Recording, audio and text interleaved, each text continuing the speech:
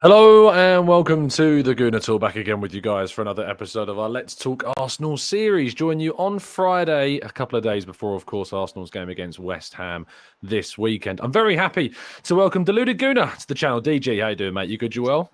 You're far too kind, Tom, man. Appreciative for having me, man. It's been a while, man. Happy to be back here. Happy to chop it up with you speaking Arsenal. Appreciate you for the invite, bro. Absolutely. Arguably the hardest working man in the Arsenal YouTube Nah, you're too sphere. kind. That's you, man. I can't claim that. That's Produces you, man. more shows than Odegaard does assists during a season. It is quite special. I mean, I have to ask you, where does the motivation come from to produce this many shows, mate? Man, you're just too legit to quit, I guess, man. It's like you just got to keep going, man, like Mikel Arteta, I guess, man. You know it yourself. You just got to keep going, bro. I wish there was some bad reason, but that's all I got for you, broski. No, lovely stuff, mate. Keep at it. It's always good, and I'm always enjoy jumping on with you as well, mate. And if you're not already subscribed, people, make sure you are. You can find DG's channel in today's title header. Let's talk about titles, mate, because that's what Arsenal are aiming for this season. 8 games to go now. On a scale of 1 to I'm bricking it, where are you kind of at right now? Bricking it and more some, man. Like, it's 8 games, like you said, broski. It's eight games. It's all come down to this point. We put ourselves in a fantastic position. We don't know what the league's going to be saying next year. We have the chance to win our first Premier League title during the Emirates era, and for some of these players, so we just got to show up and fight, really, and run it to the end. It could be down to fine margins, but this is what we wanted, bro. This is what we wanted. It is. We have been calling for this for a long time. I've been saying to people that are getting too nervous, a little bit too angsty about it. I was like, you got to enjoy it. Like, I know it's horrible and the nerves are overwhelming, but you got to enjoy it, haven't you? You're right, man. You've got to enjoy it. Definitely the last couple of seasons we've had, and we didn't expect to be here in August. It would be gutting not to win it, but like you said, we've got to enjoy it. We've got to relish it. Even it's funny you say that, because Mikel Arteta said the same thing. It's like we've just got to take every game as it comes, and hopefully we can react against West Ham, get 3 points, and it remains 7 games until we win it, by God's grace.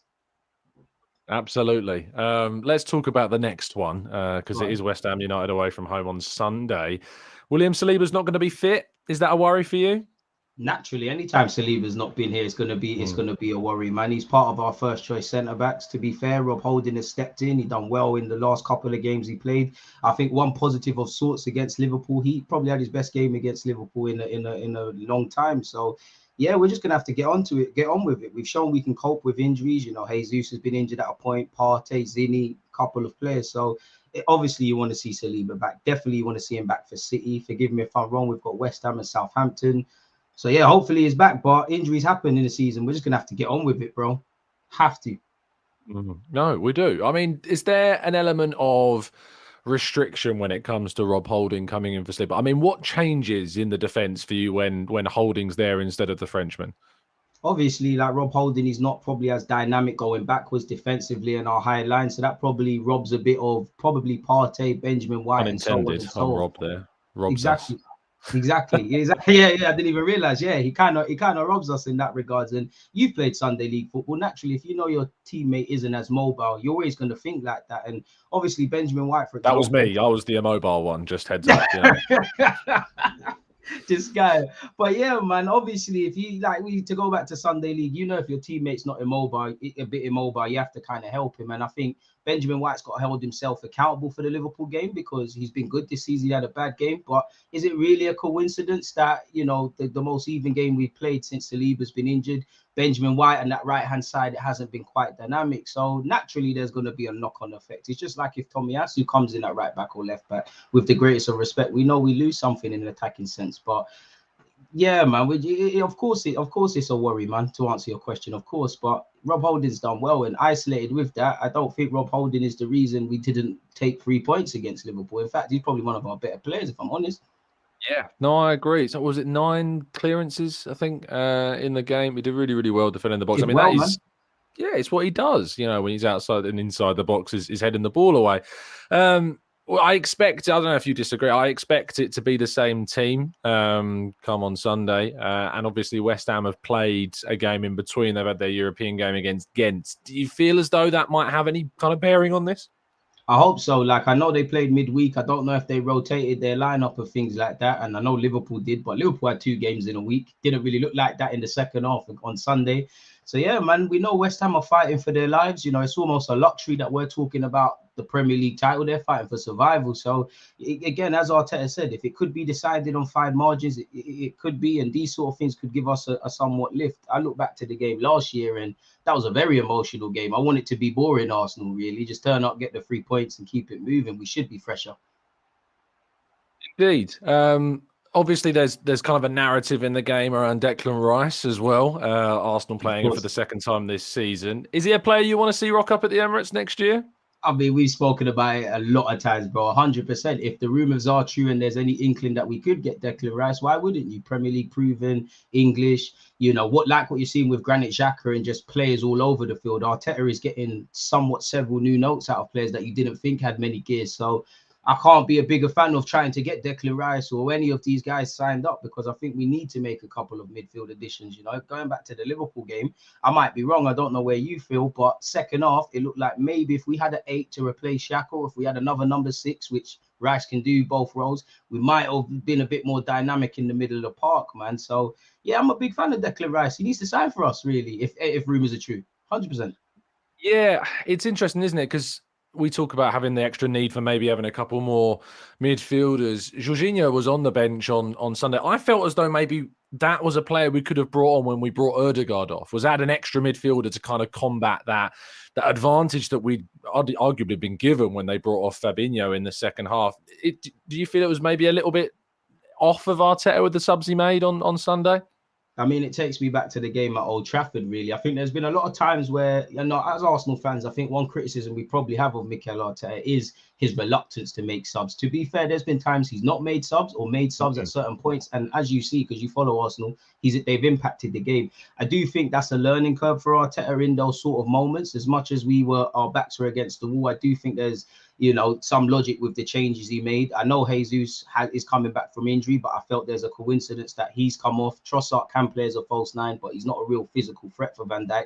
And we just had no outball. We just couldn't hold up proceedings. In relation to Ødegaard, I also, watching the game again, believed that as well. So he could have drawn for Jorginho, to be very honest with you. But I think one issue, or maybe a reluctance of Arteta, is one criticism of Jorginho. He's not really good on the transitions. Last time he came on in the Emirates recently, that was shown. So maybe that was in the back of Arteta's mind. But to be fair, if they're on the bench, if you've signed them, they've got to be ready for any sort of eventuality, really. So I'm not sure, man. I personally didn't want to see Jorginho, if I'm honest, but you've got a midfielder, and the way you've put it, yeah, you could have drew for him, bro. Could have really taken him off the bench, and maybe we'd have had a different outcome. Yeah, I agree with you. I think that is probably the area of Arteta's game that is probably the biggest area of development. Is probably the most polite way to put it. Still a young manager, of course, and you're always going to have areas to improve. 100%. And when it comes to the weekend's game, again, going back to West Ham, I think we agreed that we'll probably see the same team. But there are players on that bench that are going to be looking to try and get minutes. And if the game state suits it, I think one of those is probably Emile Smith-Rowe. Are you a little bit concerned about Smith-Rowe's situation right now and his future and how he gets back into the rhythm of playing regularly for us? In relation to his future, no, because again, Arteta and Arsenal are very calculated, really and truly. So for me personally, you know, we knew what we was doing when we gave the man a new deal. So I'm not gonna, you know, you was flying high last year, you kind of poor this year. I'm not gonna turn my back on you. Now, obviously, with him, with Tomiyasu and Cole, probably gonna be a concern next season, but I'm keeping faith in Smith-Rowe. I mean, you've reached the pinnacle. You know, you're an academy lad. You was helping the team last year. You're getting the number 10, the videos with Omri and Bergkamp. This is the reality now. You're going to have these periods. So I'm not really concerned. You already know, bro, because we speak about, I'm very biased when it comes to Smith-Rowe. I'm probably the wrong person to ask. But nah, man, I'm all right, man. I'm all right, man. Yeah, he's one of those now where I think maybe people are forgetting what happened with Martinelli after he had his knee surgery. There you have it. And I think when you consider we're still very fresh out of Smith-Rowe's surgery, and he's not had the game time to really react to that either. And been injured since August, essentially, bro. Exactly, yeah. And he's not had many minutes whatsoever. So I look at the summer, I look at preseason and think that's the time for Smith-Rowe to get back at it. Come back in next year. Yes, Martinelli's still going to be starting. We all know that. But I think, you know, as we move away from maybe Xhaka, do you see Smith-Rowe potentially coming in more central, or do you think he's locked into that wide playmaker role?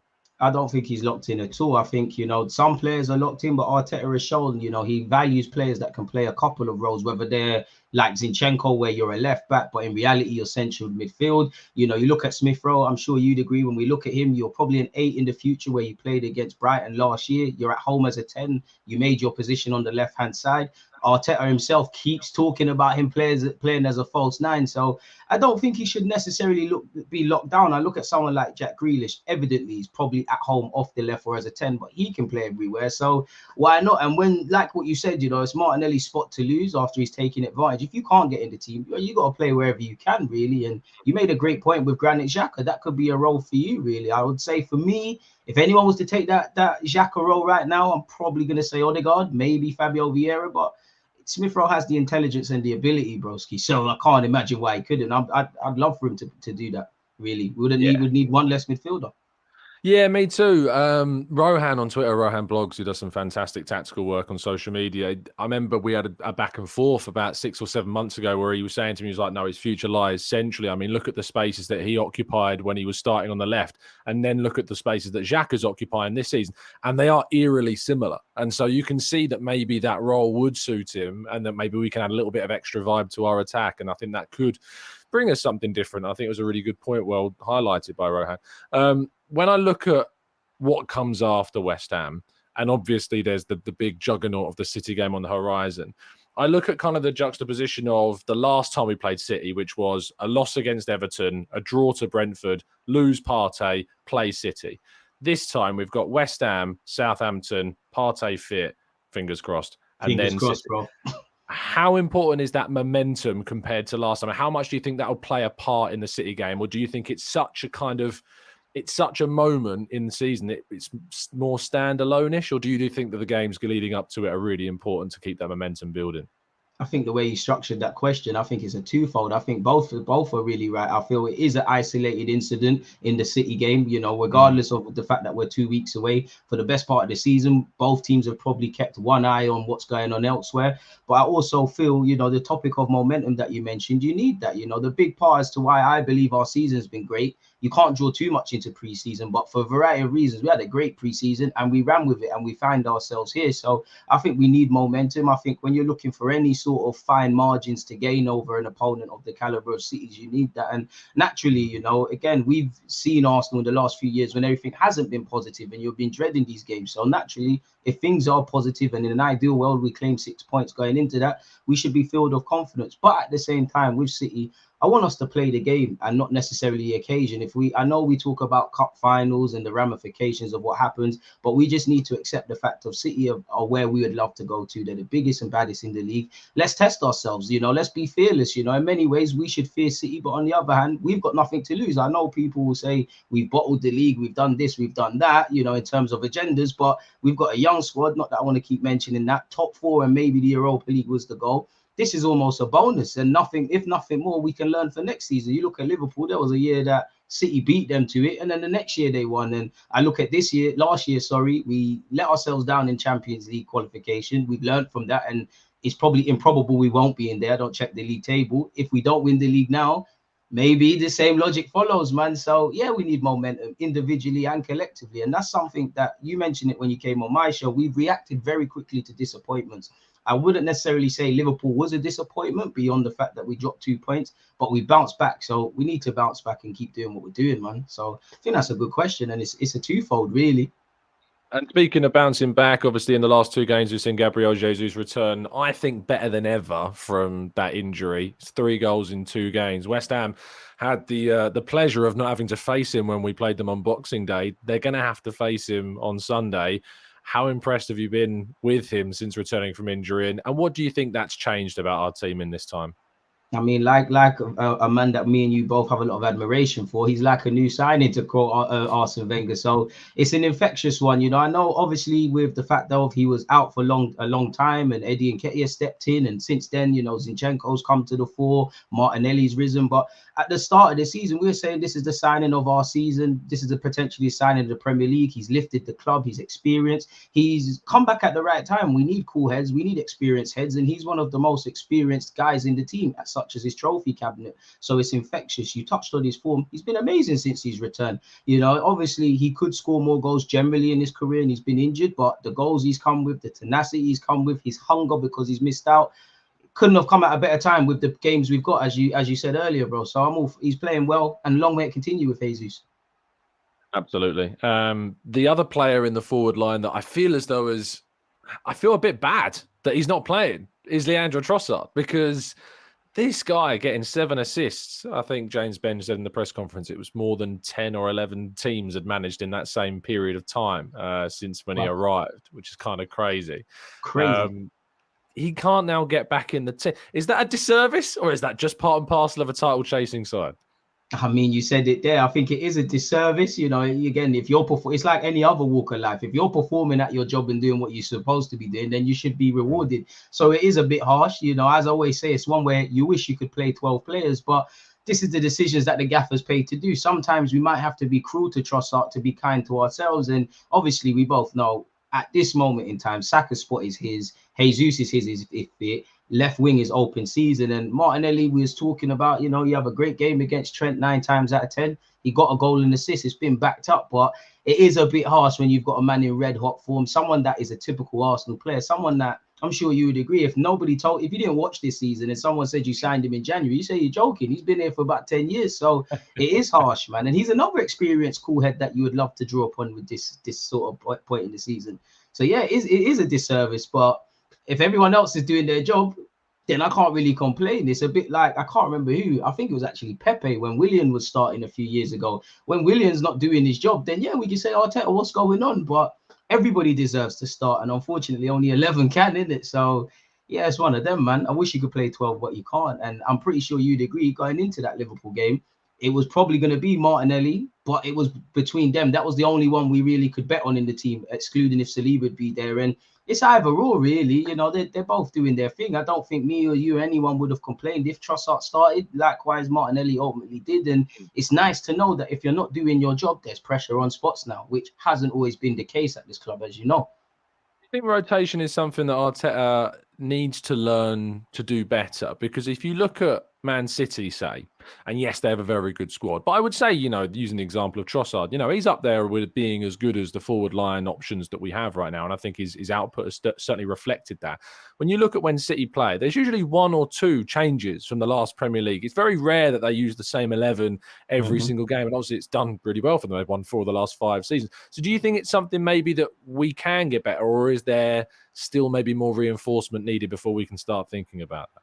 I think we have to get better at it. I agree with you. I feel at this moment in our time in Arteta's career at Arsenal, since we've kind of rebuilt, I don't think we have that luxury. I think, you know, City, obviously, you take a couple of players out of any squad, you're going to see it. But with us, because of the inexperience, I think if you was to take out a Partey if he needed rest and put someone else in, or take out, especially the informed players, you do see that absence, a bit like when we have in-game switch formation. So I think we've still got that naivety and lack of street smartness. And as you kind of touched on, maybe it's due to personnel, not so much in the final third. But undoubtedly, you know, if we're going to be a team that's going to be in City's position, where they're still basically in all cups that they're eligible for, we're going to have to rotate and make cute changes and things. So that's another thing Arteta can get better at, in my opinion, especially where the Europa League comes in. I know Sporting was a while ago, but I feel away from home, you didn't need to rotate the defenders, and at home, you didn't need to rotate your attackers. So naturally, that's something we could get better at, bro. Naturally. Yeah, I agree. I think it's a bit of both, isn't it? I think, you know, if we add strength to the midfield, to the defense next season, you're going to see probably a little bit more rotation, especially with 100%. Champions League football to measure. That in itself, you know, Champions League football coming back to the Emirates is an exciting prospect. Just hearing that music is something I'm very much looking forward to. Smile, man. It's nice being able to talk about it in an essence of it's a formality almost, you know, it's an inevitability that we'll be in the Champions League next season, which is obviously a testament to the great work that we've done this year. But what are you looking forward to most about that competition, and what have you missed most about being in that competition? Well, I've not enjoyed playing on Thursdays and playing some of the teams we've played. You know, it's one that you want to be at. You know, I'm pretty sure you remember Arsenal were mocked for just qualifying for it for the sake of it. You know, we've had some good nights there. You know, against Barcelona, against Bayern Munich. It's the pinnacle of club football. So why wouldn't we want to be there? We're too good to not be there in sense of how we are as a club. So I'm happy to be there. In terms of expectations, I don't know, bro. Let's just get out the group and take it from there, really, because it's some tough teams. It's a different ball game. As you kind of said earlier, when it comes to this point next year and there's need for rotation and things like that, I'm happy I'm not Mikel Arteta, man. But yeah, I'm happy that the Champions League's back. That's where we belong. And by God's grace, one day we're able to win that, essentially. Gunnar in the chat says rotation is best at being 1 or 2 players from game to game, not only for keeping the first 11 fit, but keeping the reserve players sharp. It's why City looks so formidable in the latter stages. Pat saying the music for the Champions League is epic. It's certainly been missed. Chris says both Champions League and St Totteringham's Day, both back again. I don't want to just ask you about Arsenal, DG. I do want to talk to you about some of the other teams in the league as well while I've got you. Chelsea are I'd like to call them a bit of a hilarity of the league right now. It's a bit of a circus going on there. The spending that's gone on, the outcompeting Arsenal financially for the likes of Mudryk and Joao Felix in January. How do you view our West London rivals? Right now, it looks like a mess. It looks like they're struggling for direction. The amount of managers, the money they've spent on sacking managers and getting managers, the amount of years they're putting on players. It's just a mixed bag, really. Spending money is one thing, but if you're not spending it correctly and putting the right people in place, it's going to be issues. I think Chelsea are always going to have teething problems right now. I'm keen to see what they're saying next year.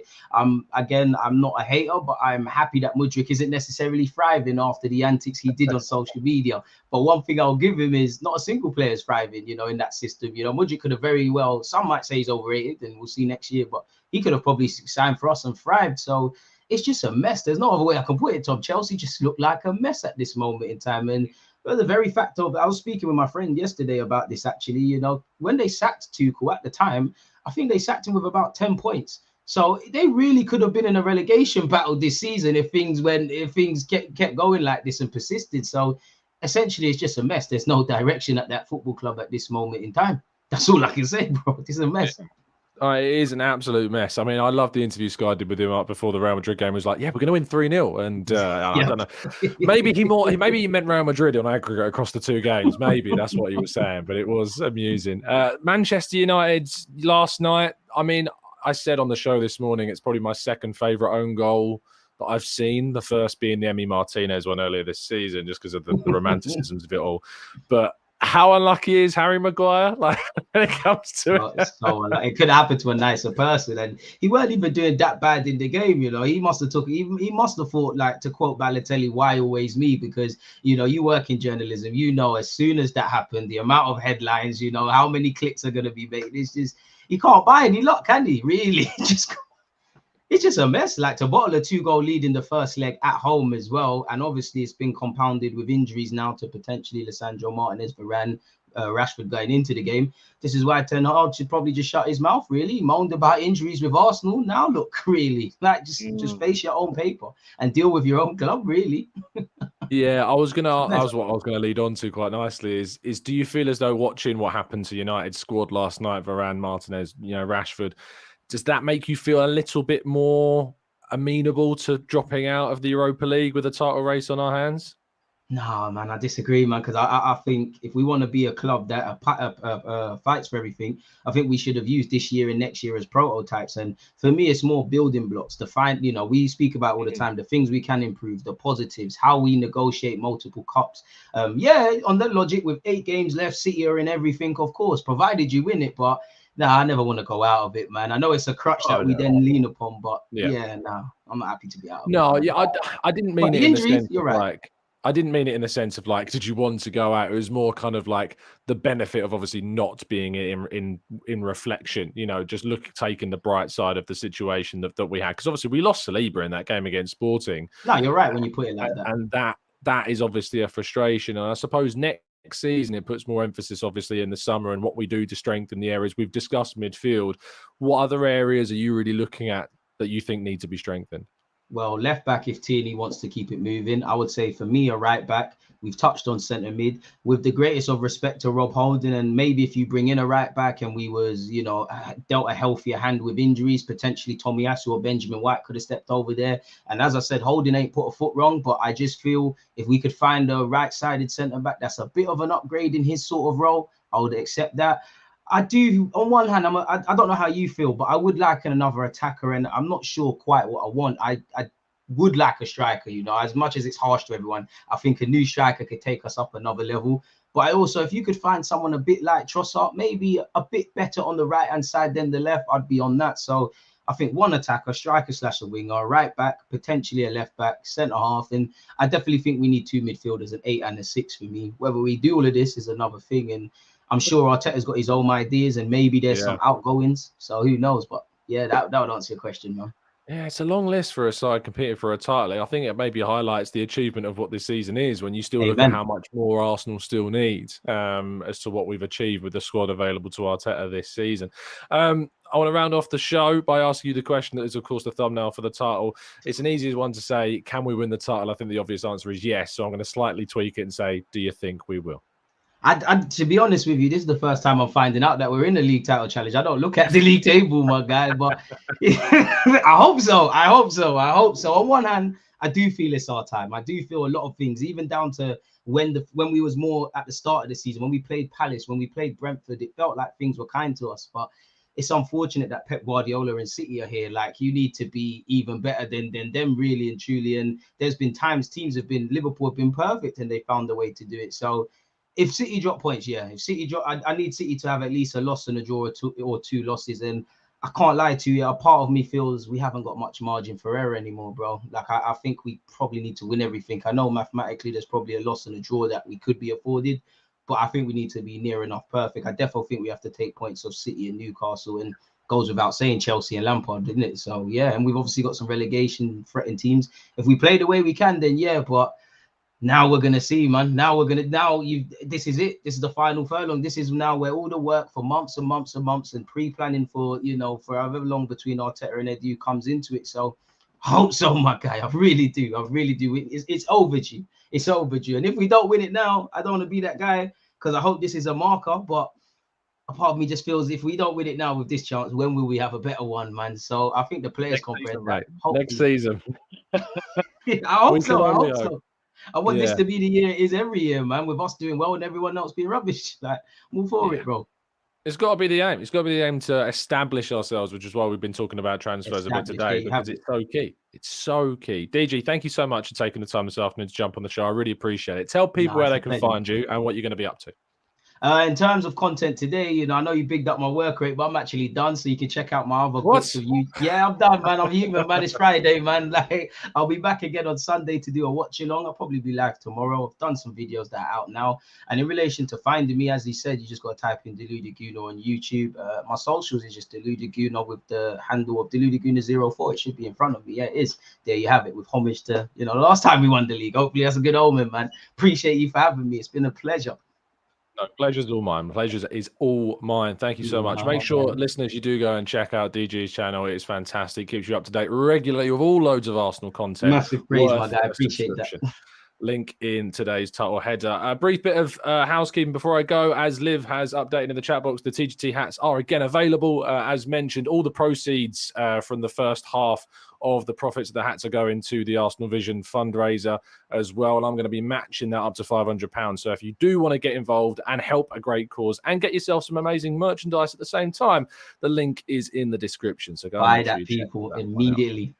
Indeed. We're going to be sending DG one. Just hey, you know I'll wear it, man. You know I'll wear it, man. That DG. Love it. Thank you so much for tuning in, people. I'll see you again very soon, tomorrow morning. In fact, have a fantastic Friday evening. Enjoy it. Not too much. Make sure you're up bright and early for the 8 a.m. show. We'll see you again soon. And as always, up the arse. Come on, people.